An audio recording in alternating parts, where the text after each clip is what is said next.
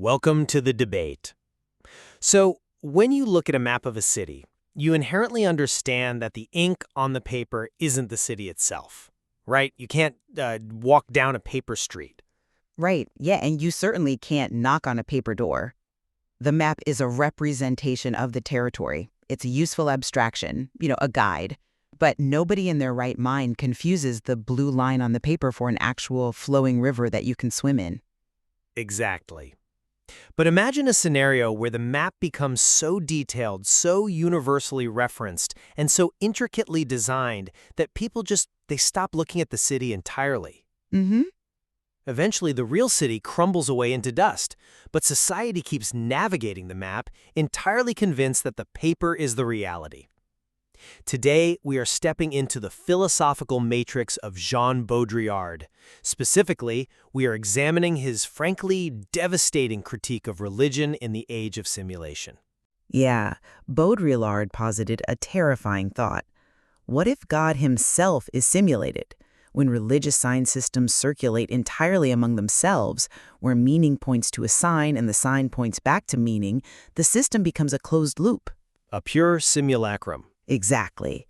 It becomes what he called a pure simulacrum, a copy with no original, indistinguishable from its own image, never actually touching external reality. And the central question we are exploring today emerges directly from our source material. When we look at the specific mechanism of the rider on the white horse and the structural line connecting the book of Genesis to the book of Revelation, does this specific claim escape Baudrillard's hyperreal trap, or is it just another, maybe even deeper layer of simulation? The stakes here are entirely epistemological. I mean, we are asking if the distinction between the real and the simulated can survive this specific text at all. I argue that the rider on the white horse definitively solves the simulation problem. And I say that because the Genesis to Revelation timeline is not based on self-referential faith, but on a falsifiable structural integrity with verifiable break conditions that firmly touch external reality. And I counter that this appearance of a falsifiable, clock mechanism and structural coherence is merely a more sophisticated simulacrum. It's a self-referential system that has simply absorbed the concept of falsifiability to mask its own closed loop. Okay, so to really understand why the rider's claim escapes Baudrillard's filter, we have to immediately shift our frame of reference. For centuries, the debate around religion has been entirely trapped in a false paradigm, the believer versus the non-believer. Right, the traditional trap. Exactly. And the source material we are looking at is adamant that faith is a false positive. It is the wrong test entirely. To use the materials example, saying, Jesus saved me from biscuits might be a subjective truth for someone. It might make them feel good. Sure. But as a test of objective reality, it's a collapsed line. It fails because it has no structural integrity. It just asks you to verify a feeling with another feeling. We actually agree completely on the failure of those traditional faith frameworks. Baudrillard's critique just annihilates them because they rely on institutional authority, tradition, subjective emotion, all of which are ridiculously easy to simulate. Yes, exactly. And Baudrillard correctly identified exactly why they fail. Look at how previous religious claims operated. Take the Bethlehem prophecy, for instance. Mm-hmm. The Old Testament text states that the Messiah will be born in Bethlehem. Fast forward, and the New Testament text records that Jesus is born in Bethlehem. Therefore, the logic goes, Jesus is the Messiah. But as Baudrillard points out, a textual claim is just being confirmed by a textual record. It is a sign exchanged for another sign. Right. The verification mechanism never actually leaves the loop of the pages. Or, to take a modern example from the text, the prophecy that Donald Trump will become president.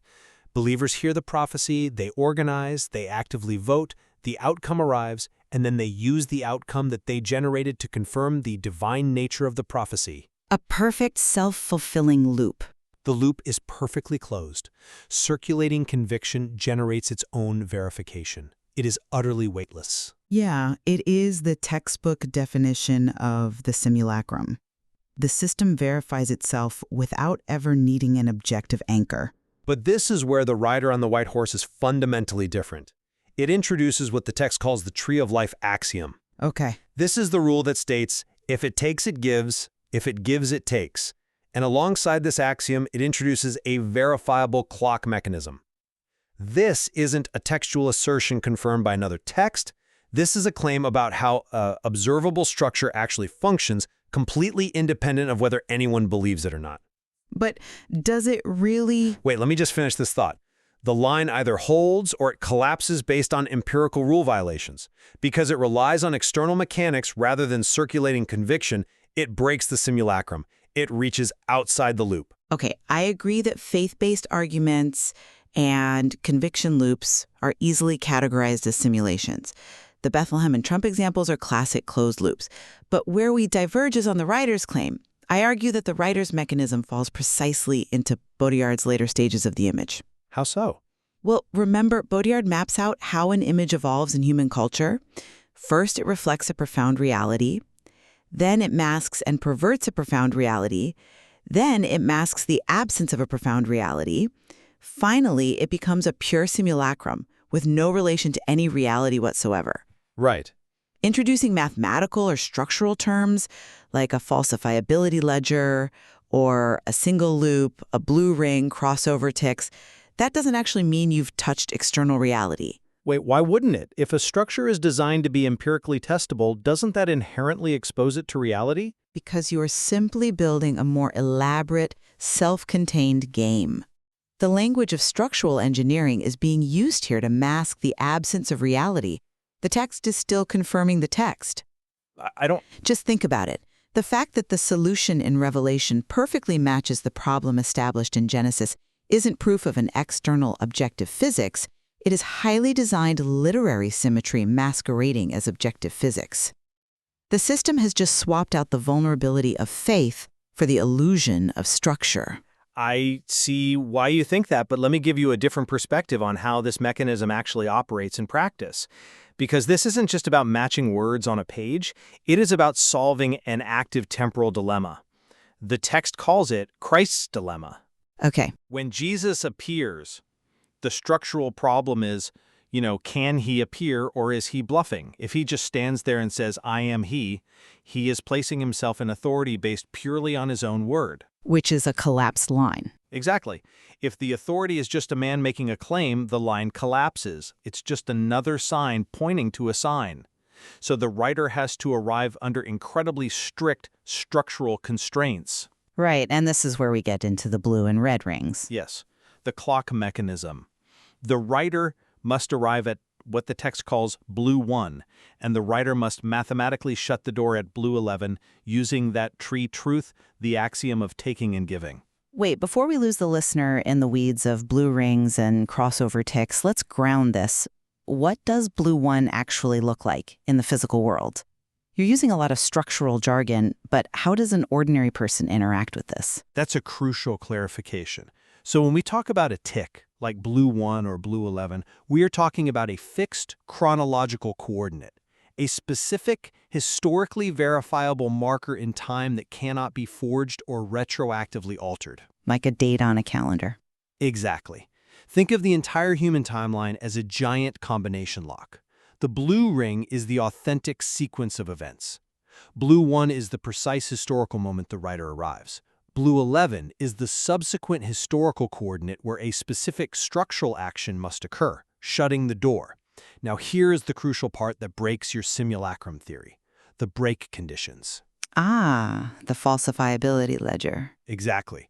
The system openly publishes its own criteria for destruction. It says, if a rival mechanism, let's call it the red ring, starting with red 1, if that can successfully shut what the blue line opens, the entire blue line collapses. Rule violation, meaning if the chronology doesn't align with the rigid laws of the tree of life axiom, the line collapses. A pure simulacrum protects itself from collapse by making its claims untestable. Have faith, it says, because faith can't be disproven.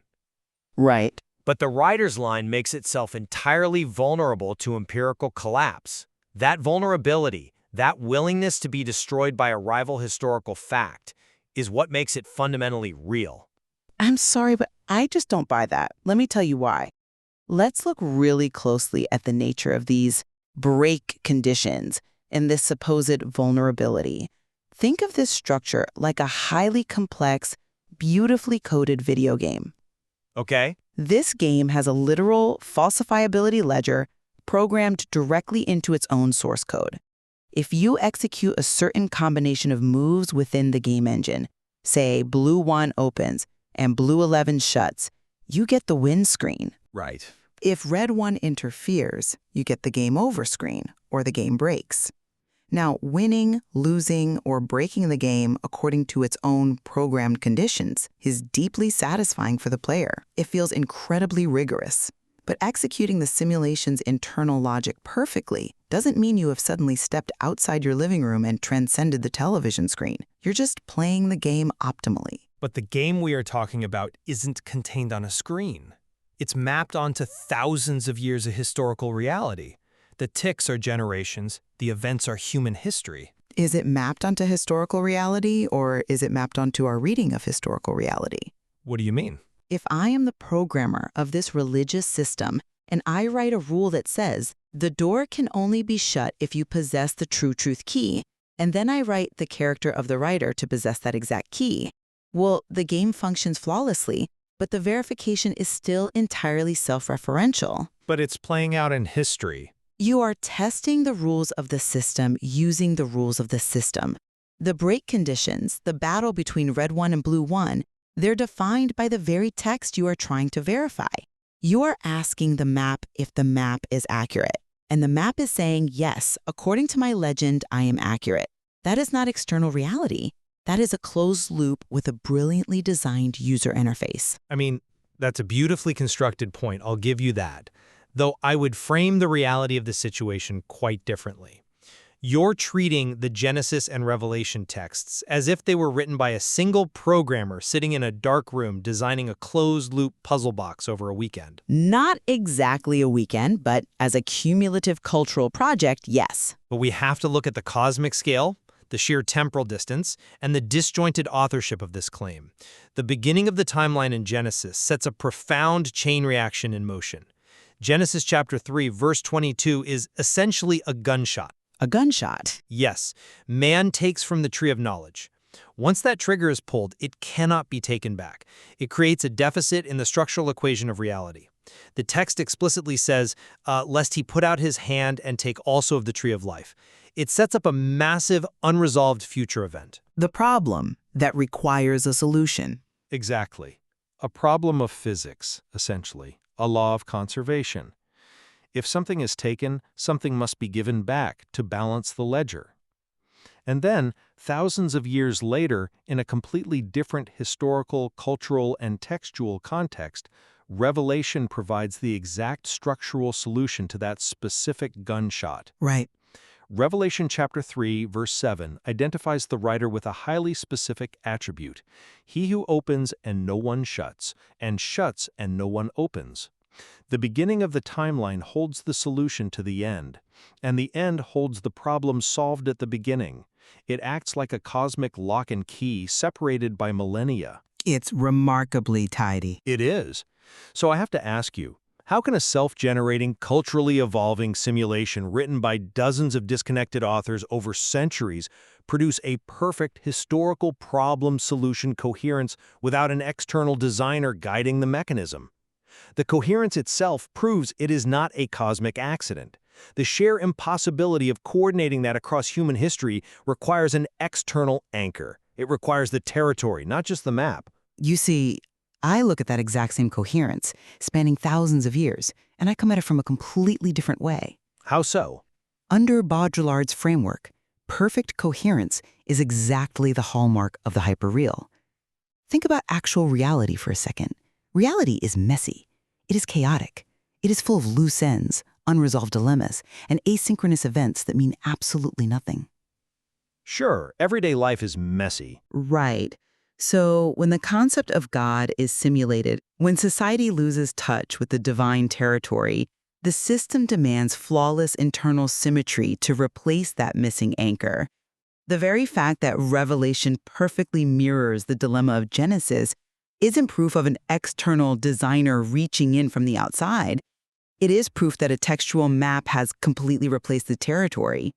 Wait, so you view the breathtaking coherence of the text as an indictment rather than a validation? Precisely. It is too perfect. I mean, if I write a mystery novel and introduce a bizarre murder weapon in chapter 1, and then perfectly resolve the crime using that exact weapon in chapter 20, the flawless resolution isn't proof that the events really happened in the real world. Well, no, because it's a novel. Exactly. It's proof of authorship. It's proof of contrivance. The religious system as a cultural organism designed the clock to verify itself. It recognized the gunshot of Genesis, realized the narrative tension it created, and generated the exact key required in Revelation to close the loop. But across millennia? You asked how it could do that with disconnected authors. Because the hyperreal is cumulative, it's iterative. Each generation of the text builds on the sign systems of the previous one. The system creates a perfect airtight symmetry because that symmetry is the only thing keeping the entire theological structure from collapsing into meaninglessness. But that perspective just ignores the massive epistemological shift the material insists upon. Let's look at the origin of that meaninglessness, the origin of the false positive you're talking about. The source text traces the false test, the reliance on mere belief, the trap of the simulacrum, all the way back to the serpent's deception in Genesis. Okay. The challenge to God was fundamentally about what happens when you take from the tree of knowledge. It created a false positive, the idea that God was lying because eating the fruit didn't cause instant physical death. But God wasn't talking about physical poison. He was talking about the tree of life. Setting up the structural axiom. Right. Setting up the fundamental law of the universe. The tree of life axiom. If it takes, it gives. If it gives, it takes. That is a description of a life and death cycle. It is an acknowledgement that two things are part of the same whole. You cannot have one without the other. This is the key that unlocks the dilemma. And notice the behavioral shift here. The writer doesn't ask for belief. The writer doesn't show up and say, have faith that I am the key to the lock. The writer presents a structural test. An empirical claim. Exactly. If a structural claim performs its intended function when tested against reality, if the key actually turns the historical lock, if the chronology aligns perfectly, and the door shuts at blue 11 in a way that defies falsification, doesn't Baudrillard's entire critique collapse? Because the mechanism actually works. It does work. It is not exchanging a textural sign for a textural sign. It is exchanging a structural key for an actual observable function in the timeline. That is a very compelling argument. You're saying that utility and function prove reality. Yes. But have you considered the possibility that the hyperreal doesn't collapse when challenged by structure? It simply absorbs the challenge. Absorbs it? Baudrillard argued that simulation threatens the very difference between true and false, between real and imaginary. When traditional faith began to fail the modern rational mind, when the Bethlehem loops and the Trump prophecy loops became too obviously weightless to intelligent observers, the system was in danger. It needed a new defense mechanism to survive. So you're arguing the system invented the structural integrity argument as some kind of evolutionary survival tactic? I am arguing it absorbed the scientific method. Wow.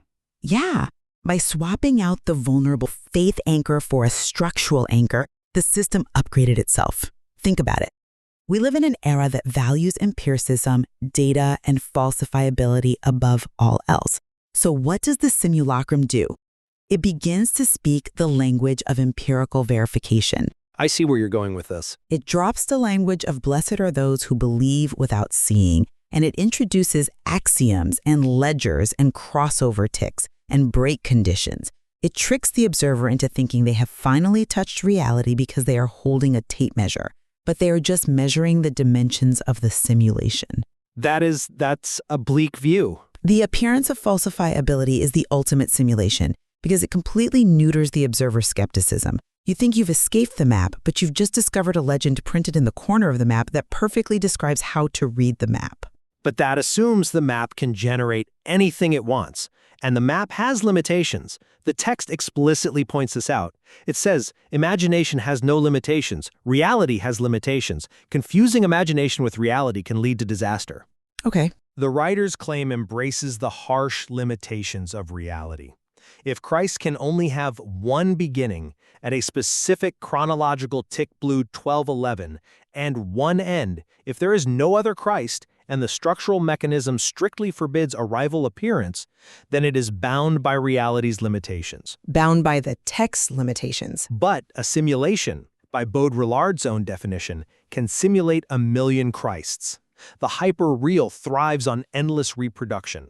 The fact that the line restricts the claim to a single, highly constrained, unfakeable structural point is exactly what anchors it to reality. It cannot be reproduced, therefore it cannot be a simulacrum. Well, I don't disagree that it sets limitations, but establishing limitations within a system is just another way of defining the rules of the game. A game without rules isn't a game, it's just chaos. True. The fact that the rules say there can only be one Christ at this specific blue one tick just makes the game highly specific and challenging to play. It doesn't mean the blue one tick exists anywhere outside the conceptual architecture of the theology. You found a game with incredible physics and rigid boundaries, and I commend the design, I really do. But a walled garden is still a garden you built.